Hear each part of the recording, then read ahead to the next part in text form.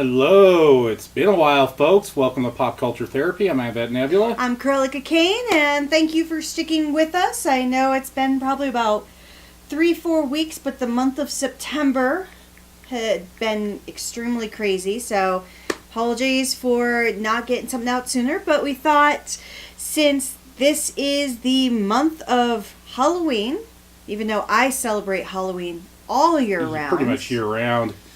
This is the month where everybody really gets into remembering what they love about horror and fun stuff like that. So we're going to kind of recap what we've been doing for the last month and then get right into our favorite horror movies. Exactly. And for you, the reason why it's been so long, you and Kaiju went to Tucson. Yes, we went to visit my family because I hadn't seen my parents in a few months, and my sister had her third child, and so I got to see my youngest nephew as well as my niece, and see my older nephew, who's 6 now, who apparently knows only technology because this little boy had a tablet in his hand the entire time.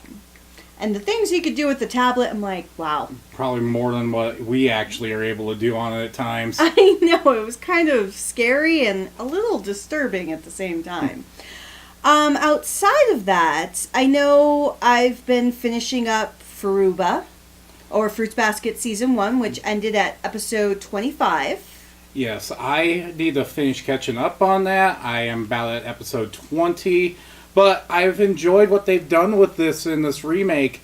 I mean, yes, it pretty much followed, for the most part, the entire first season so far where I'm at in this remake, but hey, they've actually adapted some parts that you didn't really get to see originally and fleshed it out. They did, and the one thing I was very happy about, even though I still love the original anime adaptation from the early 2000s, is this at least went in manga path order. The original anime kind of skipped around a little bit,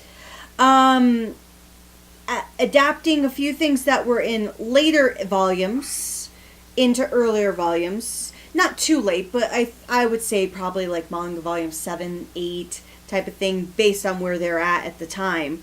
So it was nice to see them go into the actual progression that they want to go in. Along with Furuba, I know I've been watching Fire Force, Dr. Slump, catching up and rewatching JoJo's, enjoying a rewatch of Code Geass so I can get myself energized for when season 3 comes out, and well, it's more like they're going to be doing just another film, it sounds like. I imagine so, but just kind of rewatching that, even though I still need to watch the movies. Beyond that, we've been watching a lot of tokusatsu. I haven't been watching it as diligently as Kaiju has, but I've been watching a little Goseiger when I can focus on it. Yeah, that's something that's not easy to focus on. And then I've just been watching like a lot of random horror movies. Nothing notable. They've just been really B movies that I figured I'd just take a look at. What about you, Advent? For me, it's been anime, gaming. If anybody's been looking at my Twitter profile recently, they've noticed, yes, I'm going through another rerun of Final Fantasy VIII, but now on the PlayStation 4 with the remaster and trophies, which I will probably platinum within the next few days. I can understand that. Final Fantasy VIII, it wasn't... I enjoyed it. I didn't enjoy it. It's kind of one of those hard ones for me. I have to give it another shot. It's one of those because of the battle system. I see that's where a lot of people complain on it. I'm one of those that enjoys the battle system. Like I said on the previous podcast, I relate to some of the characters in it. Yeah. But for me, just being able to go through one of my favorite games that, even with the nostalgia for it, it's one of those where I go back and the nostalgia still is there. It doesn't end up doing anything where you're going out and going, okay, this isn't as like I remember it. It actually, every time, because it's probably the game I've played and beaten the most. And before the era of trophies and everything, it was probably the first game I 100%ed. Yeah, I did that with Final Fantasy XII. It's one of those that I personally really enjoyed the story, the progression. Final villain wasn't the greatest, but that's to be expected sometimes. We did get to see It Chapter 2. Same here. I saw it twice, and I actually really would like to see it a third time, but just timing.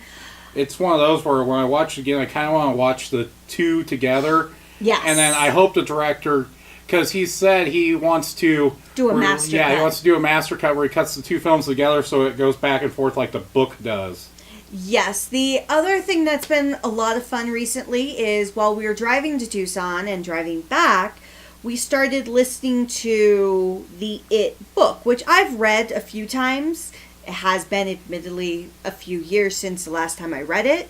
Kaiju has never read it before, and I can understand why. It's a very daunting read if you're not a big reader, and it's well over 1,000 pages.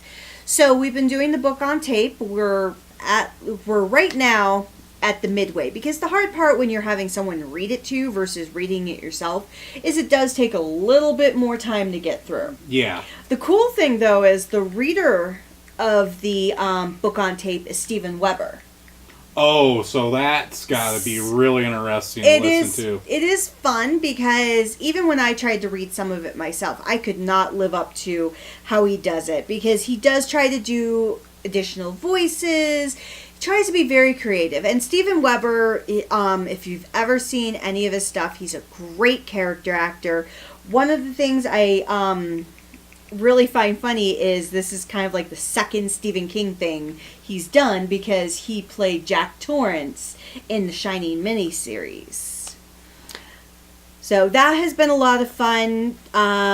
Depending on when this gets posted, we'll have seen Joker, which I'm hoping at our next regular show podcast, when you've had a chance to watch it. It's going to be one of those where I'm kind of still really iffy on the movie. I agree. I'm hesitant, but I'm looking forward to just seeing Joaquin Phoenix's take on it, because he is a great actor.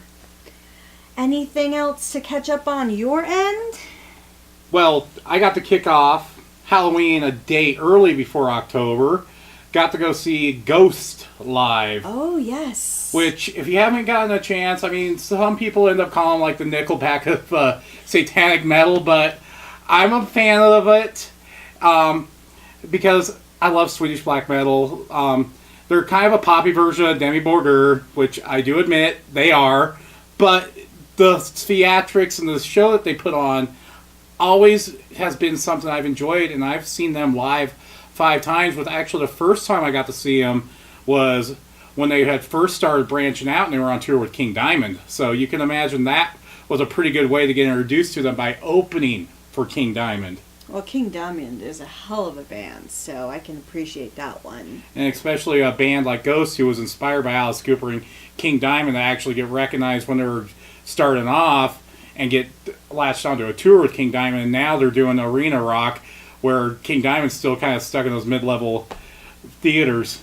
But I think that's what King Diamond likes, because if you think about it, many bands have been like that. Ministry, Cannibal Corpse, you have KMFDM, very different genre, but very similar. They enjoy those smaller venues because they're able to connect with the core audience that truly loves them. Yeah. Not that I have ever had an issue with the arena aspect, because I've seen some super awesome bands. I've seen Black Sabbath twice. I've seen Ozzy Osbourne. I've seen, Pat Benatar, Bon Jovi, a lot of older bands, depending on your age group or interest. You may have not have heard of them. But I've seen a lot of great in the arena aspects. The only band I've ever wanted to see, no matter if it was arena or not, has always been Gwar. Because their stage show is supposed to be phenomenal. Yeah, and from what I've heard, that even now there's not a single original member of Gwar left. They still carry on the legacy that the band has carried on since the early 80s. Well, that's kind of how it is with even Slipknot. Well, Slipknot still has many of their original members. And Slipknot's pretty much Corey Taylor and their 2 other band members that have stuck around since the beginning. Yes, but and it's not that they haven't stuck around because they hate each other type of thing. It's just they have this rotational venue that they work with, very similar to Gwar. And Ghost does the same thing, where it's just Tobias as the lead singer, and then he rotates out the musicians. Like right now, people are trying to figure out who the new keyboardist is, and it's very much, I would not be surprised if she's the keyboardist from Cradle of Filth, considering they're not on tour right now. Well, yeah, no, Cradle hasn't been on tour for like, what, a year now? For about a year, because they were working...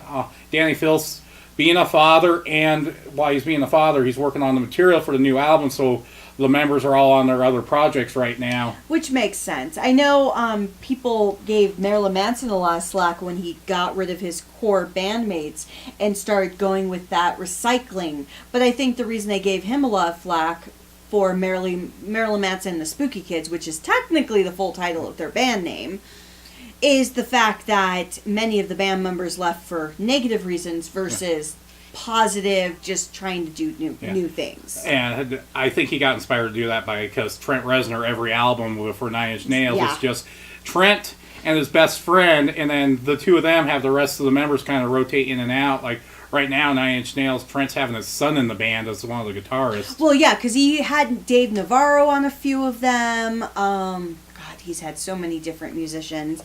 But kind of moving on, since Ghost is a great segue, because satanic metal really leads into horror.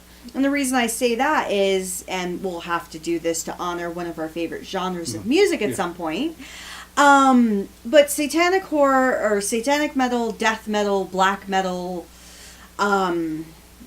there's so many versions of it, really leads into horror. And just like that being our favorite genre, we have so many favorite movies.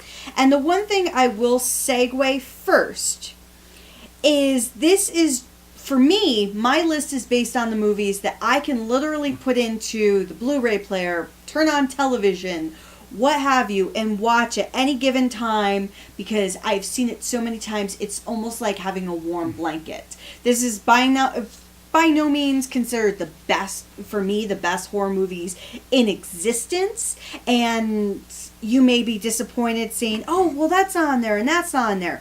Doesn't mean I don't like them. These are just the ones I truly, truly love. Yeah. And for me, I don't have an actual order on my list. Well, I put together our 10 horror films that I can sit down and enjoy at any time, or they're films that I have watched a lot and they've always stuck with me. I found something new. Or there are films that I've only seen a few times, but they've stuck with me because of just how enjoyable they were. No, and that's a good point. Mine are not in order either, except for the first one.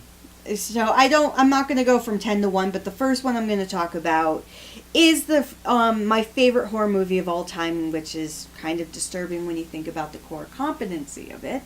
And that's Nightmare on Elm Street. And the reason why, for me, that's always been my favorite horror movie is, first and foremost, I saw it when I was a little kid. And I know that's probably not the best thing if my mom ever listens to these podcasts, like, oh my God, please don't tell the world.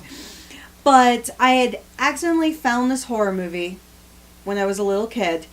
And unlike another horror movie that I have on this list that actually scared me for years, this one I just found fascinating because Nightmare on Elm Street, the titular character is Freddy Krueger. And you may or may not have seen the movie. And if you're under the age of 20 or 15 or even 12 or what have you, don't follow my example and decide to watch horror movies extremely young unless that's really where you want to go in life. But I watched this when I was about 5 years old, aging myself at the same time. And Freddy Krueger was just hilarious to me. I didn't find him scary. I just found what he was doing to be so ridiculous and over the top. And that's the charm of Robert Englund in that role. Oh, absolutely. No, I can go over so many horror movies that he has done because during the 80s, he actually was in a ton of horror movies outside of Nightmare on Elm Street. There was one, oh God, I can't remember it. It's a phone number. I'm going to have to look it up because it's going to bug me. But it's where he's a radio DJ. I know what you're talking about. I can't think of the name of the movie either. And it's and the name of the movie is actually, it's like 976471 or some I know that's not the number, but it's such a hilarious, campy horror movie, which in the 80s, that's what horror movie was. You had either slasher, you had cannibalism, or you had camp. Or you had a mixture of all three. And there were, or you had a few mixed in that are kind of where you wouldn't in the 80s, sci-fi horror. Oh, yes. No, there's quite a few sci-fi horror, which I know is a big thing for you. Which I am going to start out with one that we tend to watch every October. It is by far one of my favorite John Carpenter films, and that's The Thing. Oh, yes. Which you just got to be amazed at the practical effects in that film. And every time I watch it, I catch something new every time that John Carpenter was able to do with the practical effects in that film. And just the suspense in the film every time, you just can't help but just enjoy the character interaction between every single person in there, with it being a claustrophobic, you're caught in the middle of nowhere, Antarctica, and there's a storm going on. Well, and every actor, which this is the one thing that you have rarely in horror movies, not to say that's a bad thing or a good thing, is they are so damn committed. Yeah, they are committed to their character, they're committed to everything. And being that this movie was done in 82, it still, to this day, holds up perfectly. And it came out the same year as E.T. And the one thing that we always talk about, and I've heard so many other people talk about, is E.T., Alien movie as well, won Best Picture of that year. I personally have always hated E.T. I've found it to be garbage in my opinion. And it's because of the Spielberg charm coming off of Jaws 5 years earlier. Exactly. But it won Best Picture. Which of the two movies does everybody remember, though? The Thing is what's held up now. And it's held up because the practical effects work so great, the storytelling, the aspect of paranoia. Paranoia and claustrophobia. Oh, yes. So, my second movie that I have on my top 10 list, once again, this is no particular order, is Poltergeist. I saw this relatively young as well. Not bad parenting because I've turned out to be a functional human being. Well, and this is one, too, that at the time came out with a PG rating when you think about it. But then ratings were so different in the 80s than they are today. Yeah, this is one of the films that caused the PG-13 rating to come about. One of the few films, yes, because it was Indiana Jones that really pushed it. It was this one, and then the next year when Indiana Jones and the Temple of Doom came out, I was like, okay, that's it. We're putting in the PG-13 rating. I think one of the Bond films, I think it was A View to a Kill, was also on there on the list at the same time that pulled the straw. So, Poltergeist, do not watch the remake. I always try to give remakes a chance if I can, because there's actually a couple of movies on the list that have remakes that I absolutely love, just as much as the original. For this, though, what works so well, and it still holds up in my opinion to this day, is it did this haunted house motif, but all the actors, including the child actors, did such a great job just having fun with it. And it had practical effects, but it did not have like monsters everywhere. It did not have like cheap tricks. It actually used everything subtly and in such a creative way. I think it's a better film of a genre with the ghosts than Amityville Horror is. Oh, absolutely. And a few cool things about it, well, probably not cool if you were experiencing it at that moment, is if you've ever seen the movie, closer to the end of the film, they have skeletons pop up out of the ground.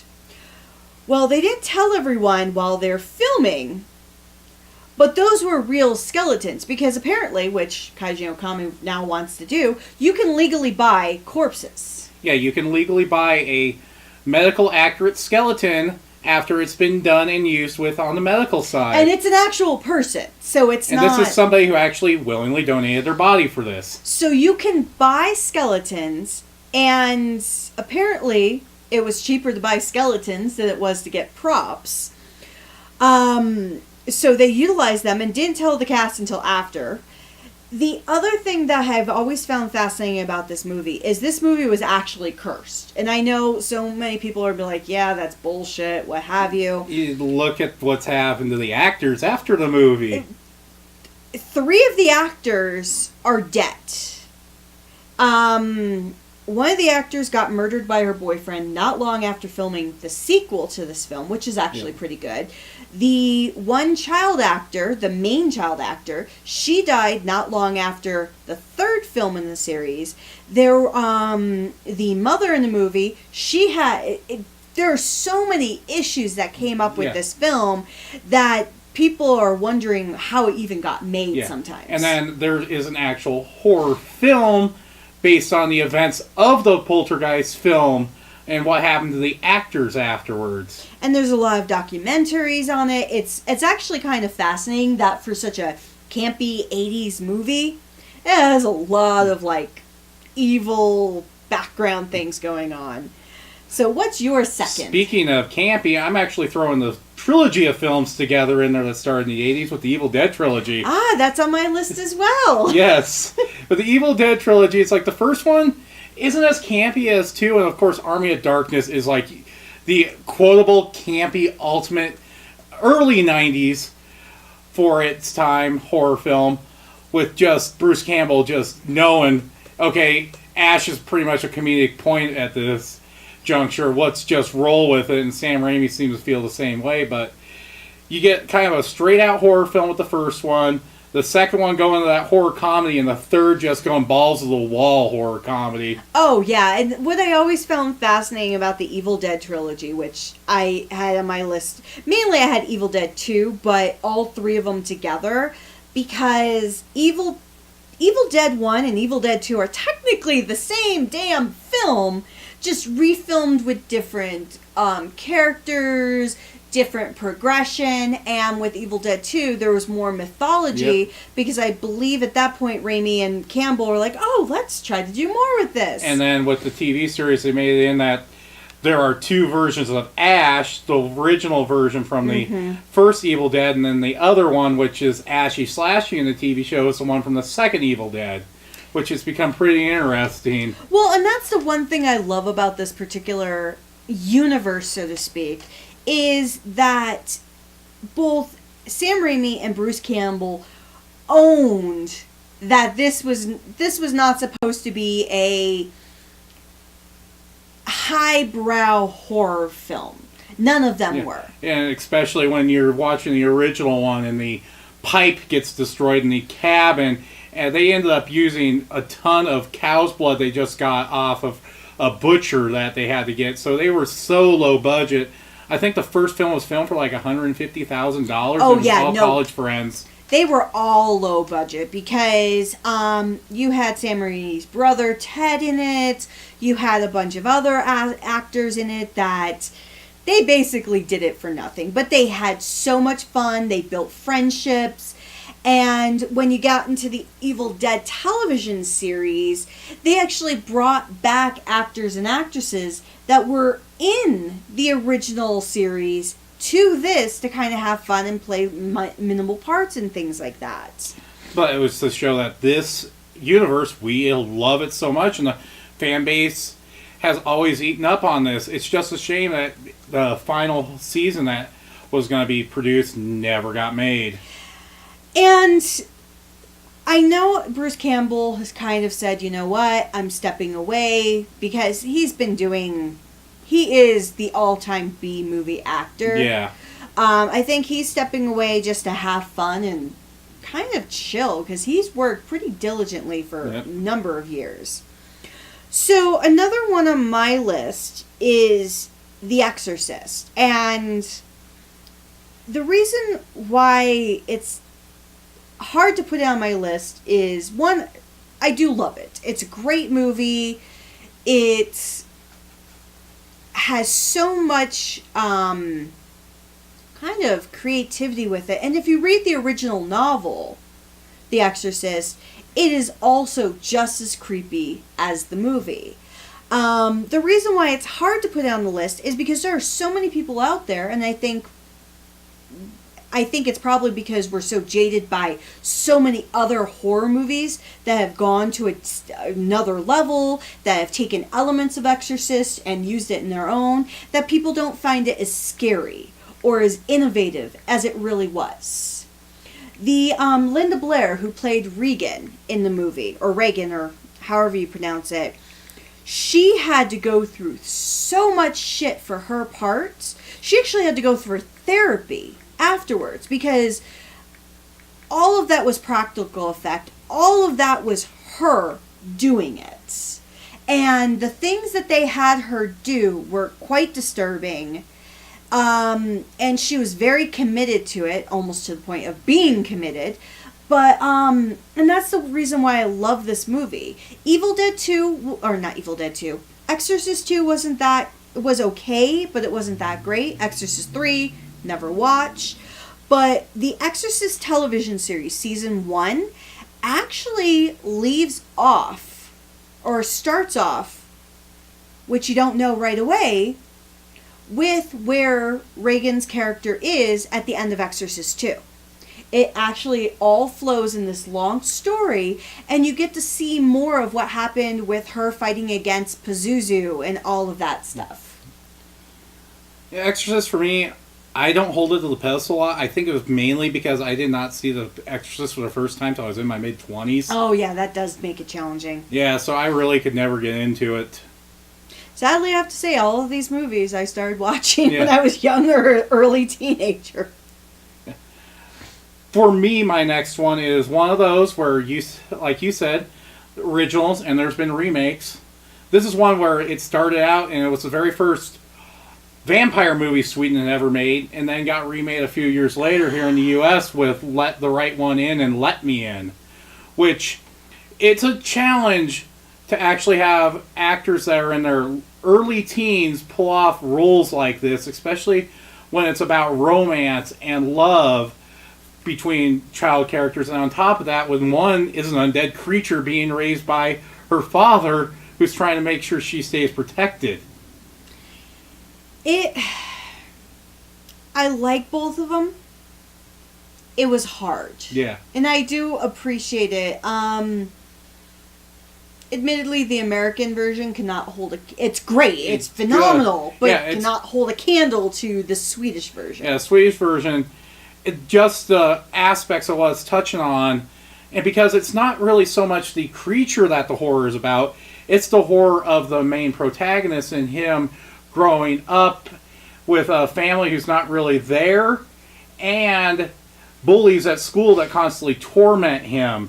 And the climax of the film, which the American version didn't get as well as the Swedish version did, is probably one of the best cinematography I have seen, with just the way it's done underneath the water, and then you just see the blood just kind of slowly come around at the time. No, I think it's a very well done film, both of them, and this is the one thing I actually like about Swedish films. Sweden, in my opinion, doesn't do enough horror, and I wish I could talk about all the foreign horror that I've really watched. It's just hard because they're so visceral. But that's the one thing I like about foreign horror versus American horror, is it's so much more of the emotion than just the scare. Yeah, where the American version of the film, while great, it focuses more on the scare factor and the gore, where, like I said, the Swedish version is more peeled back and kind of lets the horror take place off screen, because you're going through the eyes of the main character where he doesn't see a lot of what is going on. So my next movie is actually one that I've seen so many times, because Jamie Lee Curtis is the perennial scream queen, in my opinion, for horror films. The first, in my opinion, too. Oh, yeah, no, she's done so much. And the amazing thing is, I've seen this film dozens of times, but it wasn't until Kaiju watched it about 7 or 8 years ago, and I watched it with him, that I actually got an appreciation for it that I never expected. And this is Halloween.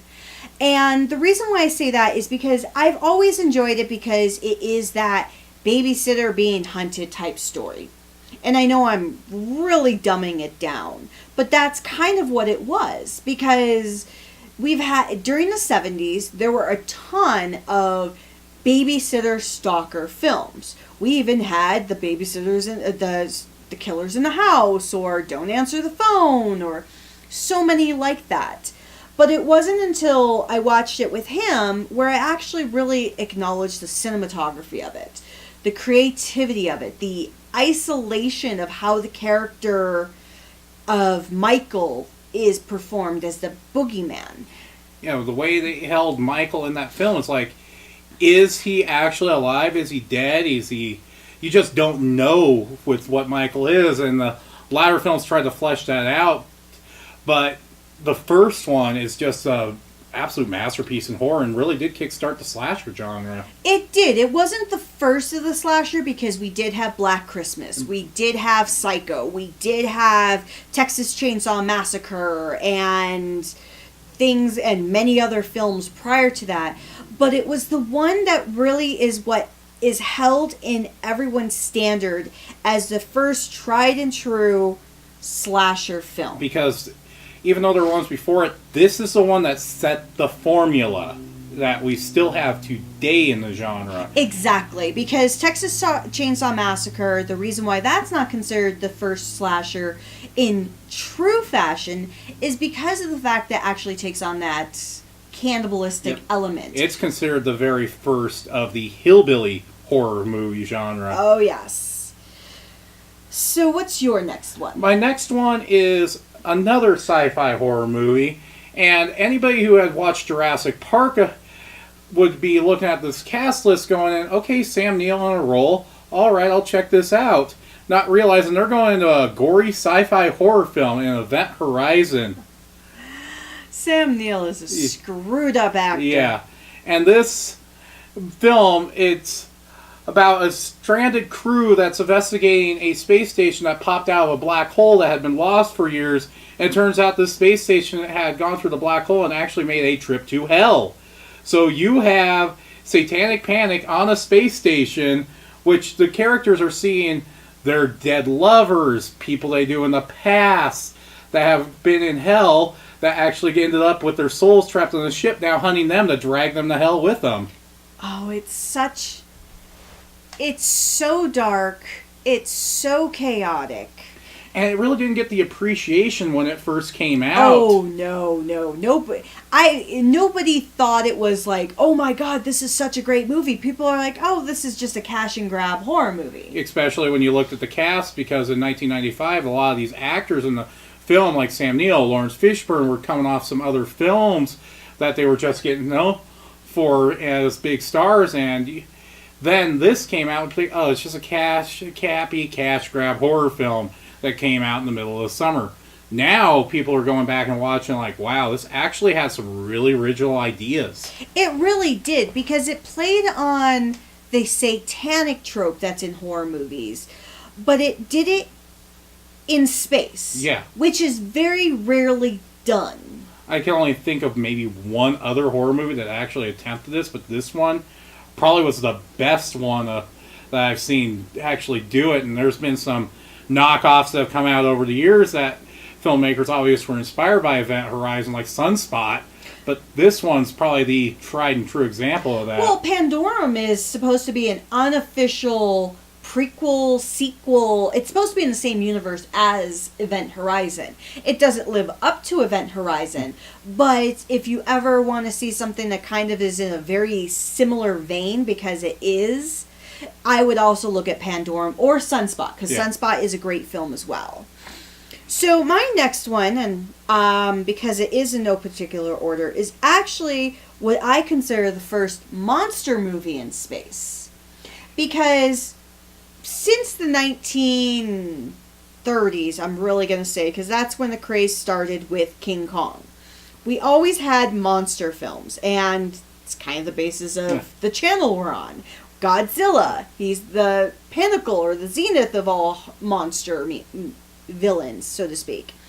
But this was the one that I always loved the catchphrase, in space, no one can hear you scream. And this one as well, just like with Nightmare on Elm Street, this is both on our lists. And that is Alien. And Alien, I love the film because it plays the monster card very well, but it's slowly getting to it. It's not one of those...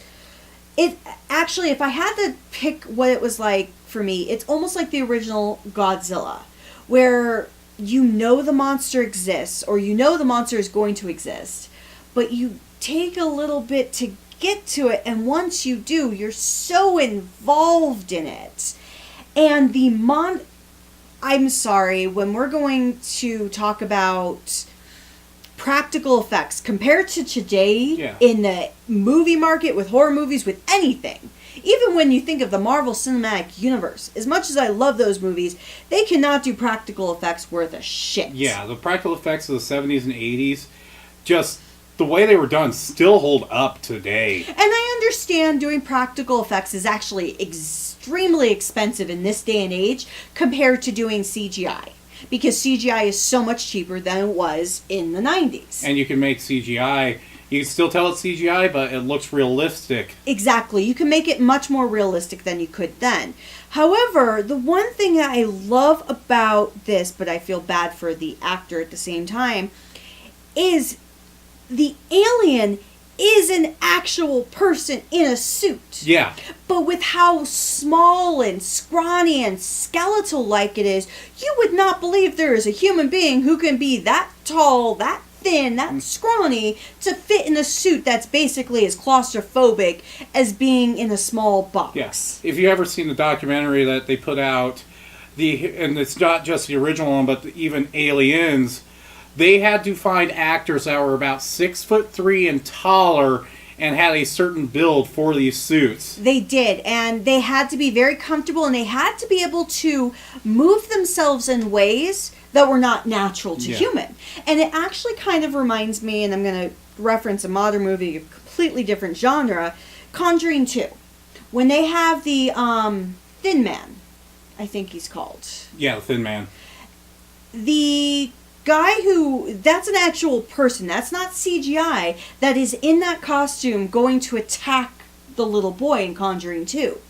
Or the little girl, I mean. That is all real. That is not, and that's in kind of, in my way, a reference to Alien. It's like, if they could do it in the 70s, why can't we not do it now? And I also love that the cast of characters. Yeah, and you really get attached to the crew, and then when you get to about the 70-minute mark of the film, that's when the shit hits the fan. So it's a slow burn, but the slow burn before the reveal just lives up still to this day. Oh yeah, the effects, the movie itself, and the one scene, the chestburster scene, is something everybody still references in 2019. Exactly. And so I love it. And the second film, Aliens, is great. Aliens 3 is okay. And over time, Alien 3 has been more appreciated, but Resurrection and then the AVP films are just, First AVP film I do like. Now when we get into the modern Alien stuff with Prometheus and stuff like that, just disregard. Yeah. All right. So, this is probably the one that's going to be the most recent out of our lists. Came out last year. But when a horror movie opens up and tells you that not even a toddler is safe, you know you're going to be in for a good creature feature film. And that's A Quiet Place. I mean, and this is one I'm glad we saw in a theater. Because you got people eating, drinking. As soon as that toddler gets killed off screen, the whole movie theater went silent. Well, I think it also because everything is silent in this movie. There's only like about, 5 minutes at most They of said talking? They said there's only about 11 minutes of dialogue in the entire movie. And then the main character, with her being deaf, it helped as well. And a lot of people are going, oh, John Krasinski from The Office doing a horror movie.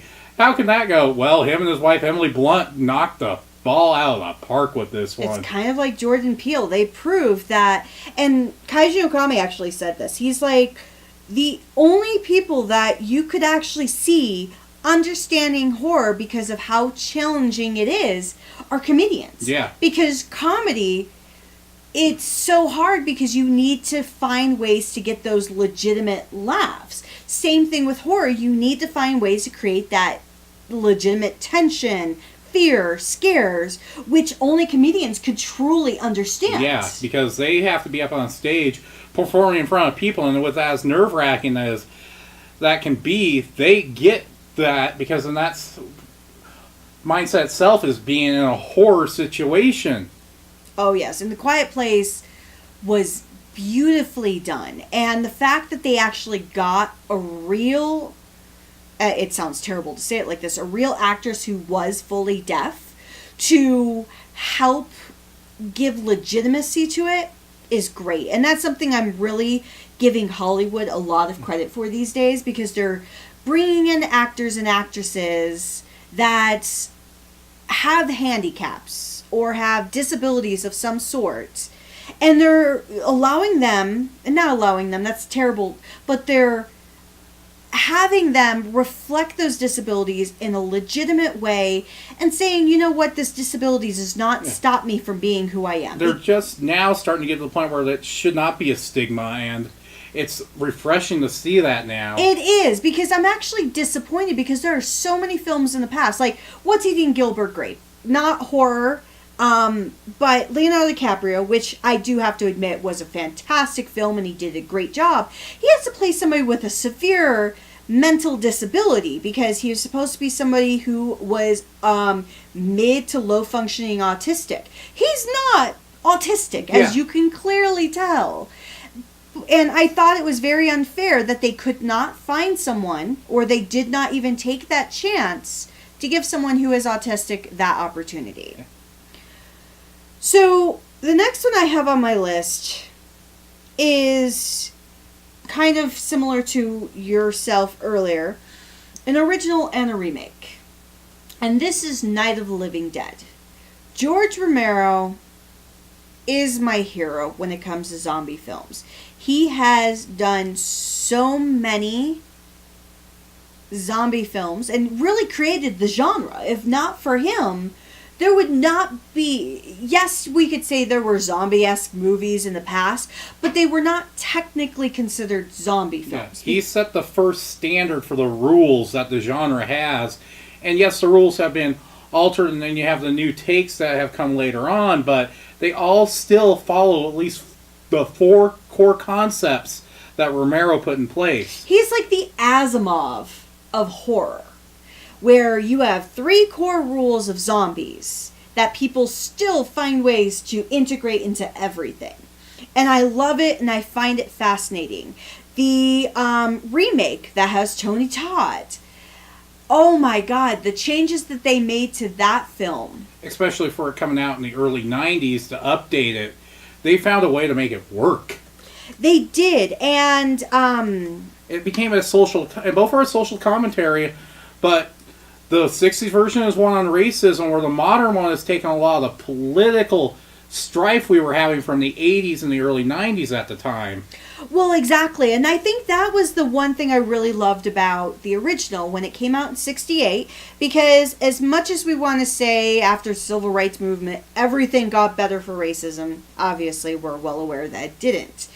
And having the main character, one of the main characters, be a black man. And the other being a white woman. Being a white woman, and they have to survive together, and then they bring in all these other elements. It was such a powerful statement. And having him take the lead and be the taskmaster. The 1990 version, I had to pull up the director. The director for the remake, his name is Tom Savini. And the reason why I want to focus on him for a second is because he was the one who did all of the practical effects for the original Friday the 13th and so many other horror movies. He lives horror. That's what his passion is. And when he took on his directing debut to do this film, he wanted to do it justice. They didn't do a shot-for-shot remake, which I was a little scared that they would do. But they did keep the same progression, but they made Tony Todd much stronger. They also did Patricia Tallman, who played the young woman who was the sister. They gave her much more of a stronger role because in the 90s, one thing that was big was girl empowerment. Yep. And at the same time, like I was saying, the 60s version was a tackle on racism. This one was a tackle on basically what the Reagan and the first Bush administration had put us through. Oh, yes. And it was a commentary on economics, which is a lot of people don't realize when they're watching the remake. Oh, no. And that's the reason why I love both. Because both of them are so powerful. And I know a lot of people may think, oh, you're giving it too much credit for just being a horror movie, but that's the point of horror movies. Horror movies are not supposed to be cheap scares. They're supposed to give you thought processes that you have never considered anywhere else. Yep. So what is your next? I am going back to an oldie, Eyes Without a Face. Oh, I haven't seen that in forever. Yes, and this is a movie from the early 60s that you just go into this film like, okay, where's this going to go? And then the fact that it's about botched surgery, it's about mutilation, it's on topics in the 60s that were pretty controversial at the time, and then turned it into a really grotesque horror movie that another one of those black and white films, but with the practical effects still hold up to this day. Oh, yeah, no. Eyes Without a Face, it was a hard watch for me the first time I watched it because even though I'm so used to gore, this was very in-your-face type of gore that you had to either be comfortable with. It's kind of like Cannibal Holocaust. You have no other choice but to be there. Yeah, and when you're in there, and it amazes me that they were able to make a movie like this in the 60s. It's still a little controversial today, but back then, that was probably the most controversial film that came out. No, I will agree with that one. So, my next one also is going to be original and a remake. Admittedly, once again, it's Romero because I absolutely love him. It's Dawn of the Dead. And one of the few films where I actually liked the Zack Snyder. I know! Zack Snyder has done so many crappy films, but this is the one I will still own and kind of stand up for in my collection. And I think it being his very first film coming out that strong out of the gate, and it's like, what happened, Zack? Now, admittedly, it's not exact shot-for-shot remake, but it is very damn close. And also the zombie types are different because you have more of the runner zombies in Snyder's version where Romero went with the classic. Well, exactly, because he kind of took that from like the Resident Evil with the runners and well, things it was like 28 that. Days and 28 Days Later that heavily inspired Zack Snyder's version. So, Dawn of the Dead, both films, the one cool thing I like about it, for both of them, they take place in a mall. Yeah. So you have a big building that has a lot of entrances, a lot of exits, a lot of openings. And it's a haunted house, but it's a square mile. And both versions probably have the creepiest take on what would happen if a pregnant woman got bit by a zombie. Yes, and that's the other thing is you have what would the zombie baby be like? And can she still give birth? What does it look like? How do you handle all of that? So it's pretty damn fucked up. Yeah. And maybe I'll have him bleep that. And I'm going on with another one that has an original and has a remake. And by far, probably the most suspenseful and disturbing horror movies. And they both take the same aspect with Suspiria. Oh my god, Suspiria. Yeah, that's a hard one as well if you are not comfortable with what they're going to throw at you. Yeah, I mean, they got the original version had actual ballerinas along with the actors, where the remake they had to train in this for the actresses.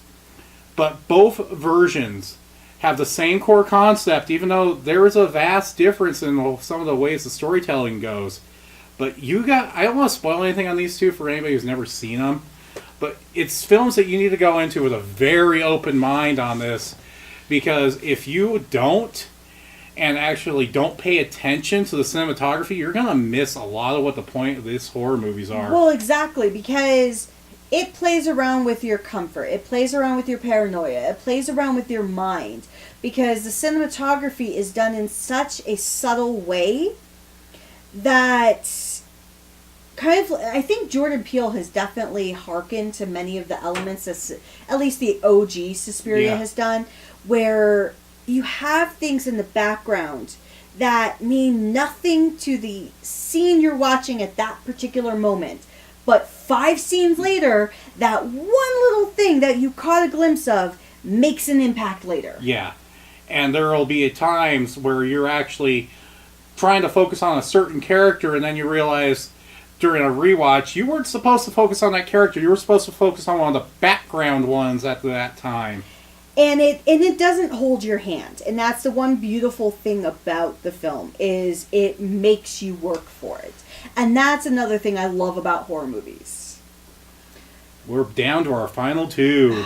Yes, and my next one is probably the oldest one on my list because it comes from the 50s. And it's kind of a 2-for-1 because the story is done well, plus the main actor, his voice. Everyone tries to emulate his voice, can never succeed.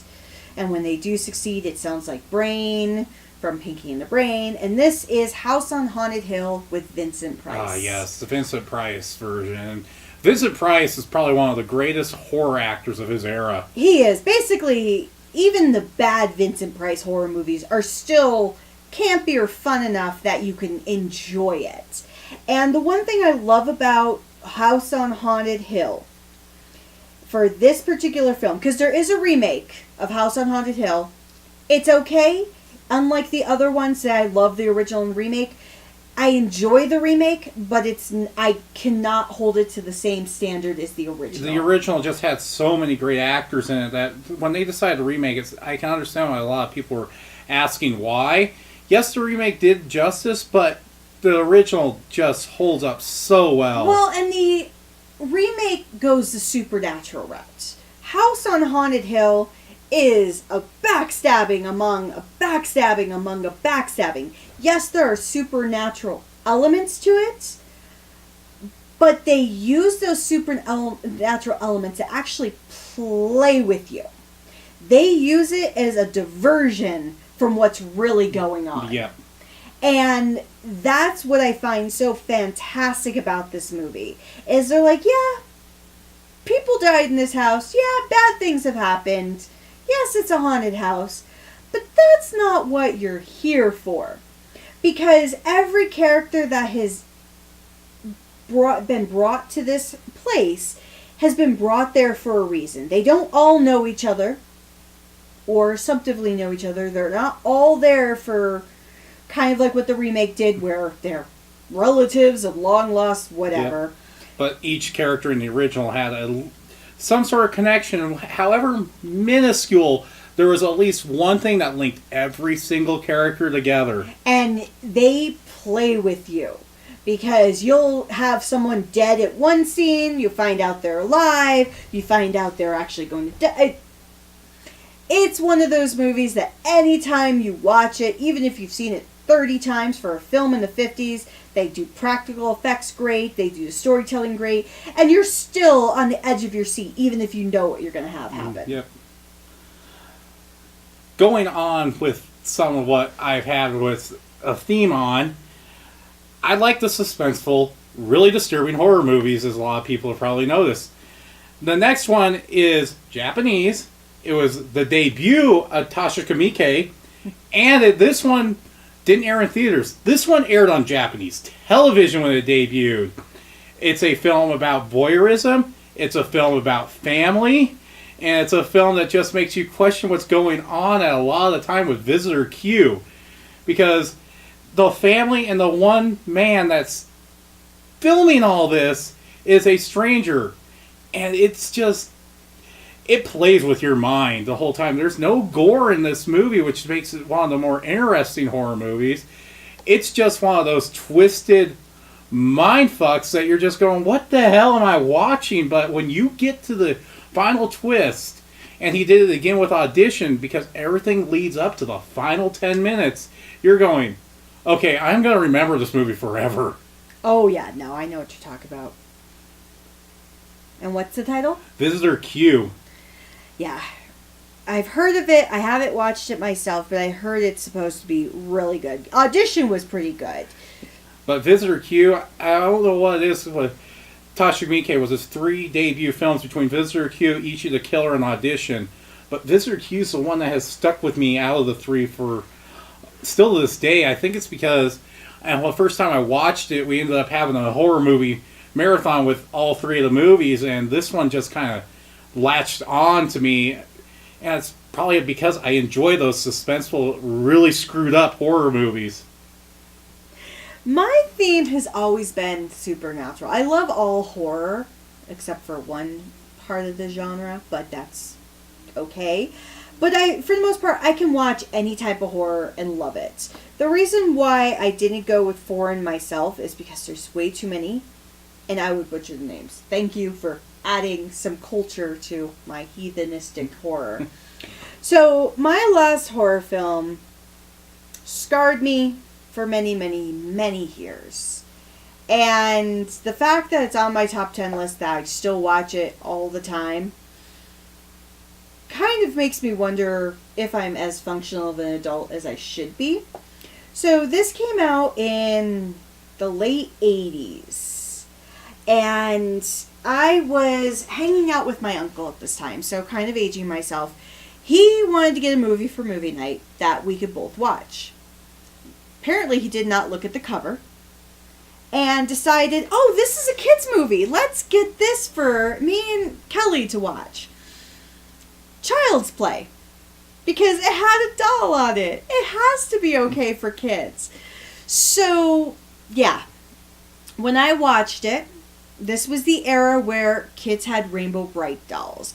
Kids had Raggedy Ann dolls. Not many of the dolls we had then. We had Cabbage Patch dolls. Many of our toy dolls were very realistic. And I watched it. I got through it. And then afterwards, when I'm about to go to bed, because I was staying the night at his house in his spare room, I had my Rainbow Bright doll. I had a couple of my other stuffed animals, because I took them everywhere with me, as a kid would do. Locked them in the closet. Put a chair against the door.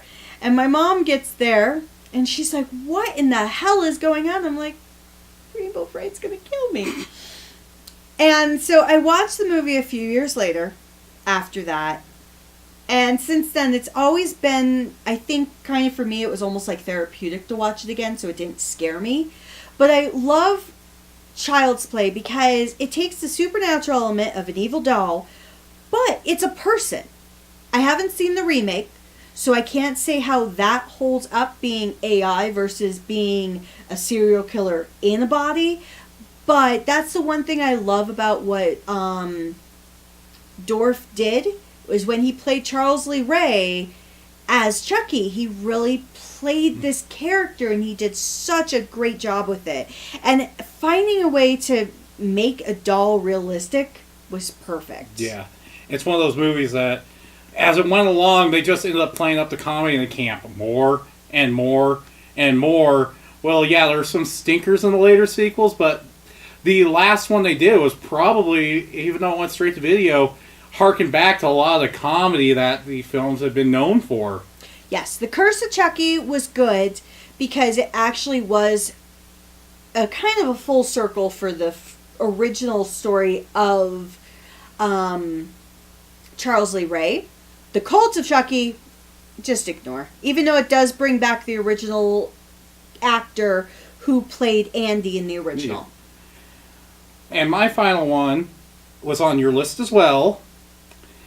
But it can, like we were talking about earlier, and we won't go into depth on this because we already talked about it, but Alien, I mean, you really can't hold any other sci-fi movie on horror at a number one position, really, other than it. And then Aliens, because I like to tie Aliens together, because it really is a complete story with the two together. Oh, exactly, especially for Ridley. Yeah, it's whole, and with Ridley's story arc, it's like, yes, 3 kind of concluded, but I just pretty much go with the first 2.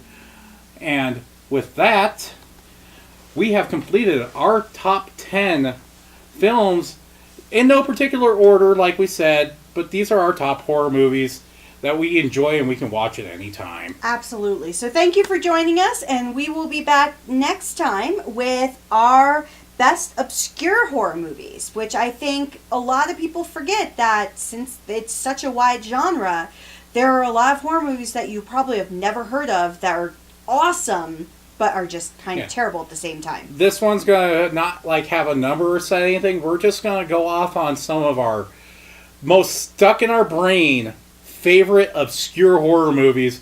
And some of these are going to be really suspenseful. Some of these are going to be going, that's not really a horror, but yes it is, but it's a comedy at the same time. Or it's going to be like, this is a terrible movie.